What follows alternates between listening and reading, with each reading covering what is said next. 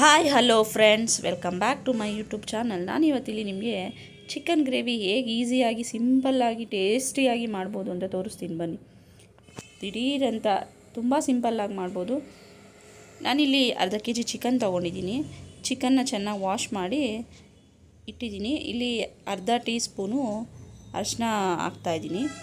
ಅದ್ರ ಜೊತೆಗೆ ನಾನಿಲ್ಲಿ 1 ಸ್ಪೂನು ಮನೇಲೇ ಮಾಡಿರೋಂತಹ ಧನಿಯಾ ಪೌಡರ್ನ ಹಾಕ್ತಾಯಿದ್ದೀನಿ.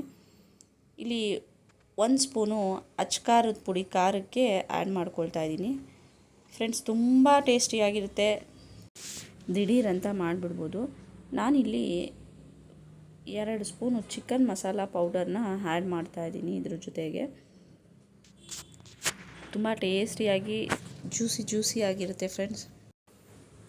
ನೀವು ಕೂಡ ಮನೇಲಿ ಟ್ರೈ ಮಾಡಿ ಫ್ರೆಂಡ್ಸ್. ನಾನಿಲ್ಲಿ 1 ಸ್ಪೂನು ನಿಂಬೆ ರಸ ಆ್ಯಡ್ ಮಾಡ್ತಾಯಿದ್ದೀನಿ. ಅದ್ರ ಜೊತೆಗೆ 1 ಸ್ಪೂನು ಕರ್ಡ್ನ ಆ್ಯಡ್ ಮಾಡ್ತಾಯಿದ್ದೀನಿ. 1 ಸ್ಪೂನು ಗ್ರೀನ್ ಚಿಲ್ಲಿ ಸಾಸ್ನ ಕೂಡ ಆ್ಯಡ್ ಮಾಡ್ತಾಯಿದ್ದೀನಿ. ಇದು ಹಾಕೋದ್ರಿಂದ ಟೇಸ್ಟ್ ಸೂಪರ್ಬಾಗಿರುತ್ತೆ. ಮಕ್ಕಳು ಕೂಡ ಇಷ್ಟಪಟ್ಟು ತಿಂತಾರೆ. ತುಂಬ ಟೇಸ್ಟಿಯಾಗಿರುತ್ತೆ, ತುಂಬ ಕ್ವಿಕ್ಕಾಗಿ ಮಾಡ್ಬೋದು. ನಾನಿಲ್ಲಿ ಎಲ್ಲನೂ ಕಲಿಸ್ಕೊಂಡು ಒಂದು 10ರಿಂದ 15 ನಿಮಿಷ ಮ್ಯಾರಿನೇಟ್ ಮಾಡೋದಕ್ಕೆ ಇಡ್ತಾಯಿದ್ದೀನಿ. ನಾನಿಲ್ಲಿ ಒಂದು ಮಿಕ್ಸಿ ಜಾರ್ಗೆ 7ರಿಂದ 8 ಎಸಳು ಬೆಳ್ಳುಳ್ಳಿ ತೊಗೋತಾಯಿದ್ದೀನಿ. ಫ್ರೆಂಡ್ಸ್, ನಾನಿಲ್ಲಿ ಒಂದು ಮೀಡಿಯಮ್ ಗಾತ್ರದ ಈರುಳ್ಳಿನ ಸಣ್ಣದಾಗಿ ಕಟ್ ಮಾಡಿ ಹಾಕ್ತಾಯಿದ್ದೀನಿ. ಹಾಗೆ ಒಂದು ದಪ್ಪ ಟೊಮೊಟೊ ಕೂಡ ಸಣ್ಣದಾಗಿ ಕಟ್ ಮಾಡಿ ಹಾಕ್ತಾಯಿದ್ದೀನಿ. ಅದರ ಜೊತೆಗೆ ಸಣ್ಣದಾಗಿ ಕಟ್ ಮಾಡಿರೋಂತಹ 1 ಹಿಡಿ ಪುದೀನ ಹಾಕ್ತಾಯಿದ್ದೀನಿ. ಫ್ರೆಂಡ್ಸ್, ಇದ್ರ ಜೊತೆಗೆ ನಾನಿಲ್ಲಿ ಸಣ್ಣದಾಗಿ ಕಟ್ ಮಾಡಿರೋಂತಹ ಬಾದಾಮಿನ ಅರ್ಧ ಕಪ್ ಹಾಕ್ತಾಯಿದ್ದೀನಿ.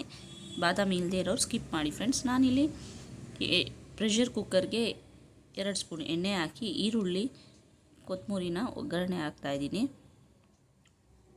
ನಾವೇನು ಆಗಲೇ ಮ್ಯಾರಿನೇಟ್ ಮಾಡಿಟ್ಟಿದ್ವಿ ಚಿಕನ್ ಪೀಸಸ್ನ, ಅದನ್ನು ಇಲ್ಲಿ ನಾನು ಒಗ್ಗರಣೆಗೆ ಹಾಕಿ ಫ್ರೈ ಮಾಡ್ಕೊಳ್ತಾ ಇದ್ದೀನಿ. ಅದು ಸ್ವಲ್ಪ ಹಸಿ ವಾಸನೆ ಹೋಗೋವರೆಗೂ ನಾನು ಫ್ರೈ ಮಾಡ್ತಾಯಿದ್ದೀನಿ. ಇಲ್ಲಿ ಇದು ಸ್ವಲ್ಪ ಫ್ರೈ ಆದಮೇಲೆ ನಾನು ಇದಕ್ಕೆ ನಾವೇನು ಮಸಾಲೆ ರುಬ್ಬಿಟ್ಟಿದ್ವಿ ಅದನ್ನು ಇದ್ರ ಜೊತೆಗೆ ಆ್ಯಡ್ ಮಾಡ್ತಾಯಿದ್ದೀನಿ. ಇದು ಕೂಡ ಚೆನ್ನಾಗಿ ಫ್ರೈ ಆದಮೇಲೆ ನಾನು ಇಲ್ಲಿ ಕುಕ್ಕರ್ ಮುಚ್ಚಳ ಮುಚ್ಚಿ ಒಂದು 2 ವಿಷಿಲ್ ಹಾಕಿಸ್ತಾ ಇದ್ದೀನಿ. ಫ್ರೆಂಡ್ಸ್, ಗ್ರೇವಿ ರೆಡಿಯಾಗಿದೆ ಫ್ರೆಂಡ್ಸ್. ತುಂಬ ಟೇಸ್ಟಿಯಾಗಿ, ತುಂಬ ಜ್ಯೂಸಿಯಾಗಿ, ಸಿಂಪಲ್ಲಾಗಿ ಮಾಡುವಂತಹ ರೆಸಿಪಿ ಫ್ರೆಂಡ್ಸ್. ಇದು ಮನೇಲಿ ನೀವು ಕೂಡ ಒಂದು ಸಲ ಟ್ರೈ ಮಾಡಿ ಫ್ರೆಂಡ್ಸ್. ಟ್ರೈ ಮಾಡಿ ಹೇಗೆ ಬಂತು ಟೇಸ್ಟು ಅಂತ ನನಗೆ ಕಮೆಂಟ್ ಮಾಡಿ ಫ್ರೆಂಡ್ಸ್. ಚಪಾತಿಗೆ, ದೋಸೆಗೆ, ಪರೋಟಾಗೆ ಎಲ್ಲ ಒಳ್ಳೆ ಕಾಂಬಿನೇಷನ್ ಫ್ರೆಂಡ್ಸ್. ಈ ಗ್ರೇವಿ ತುಂಬ ಟೇಸ್ಟಿಯಾಗಿರುತ್ತೆ. ಈವನ್ ಬ್ಯಾಚುಲರ್ಸ್ ಕೂಡ ಈಸಿಯಾಗಿ ಸಿಂಪಲ್ಲಾಗಿ ಮಾಡಿಬಿಡ್ಬೋದು.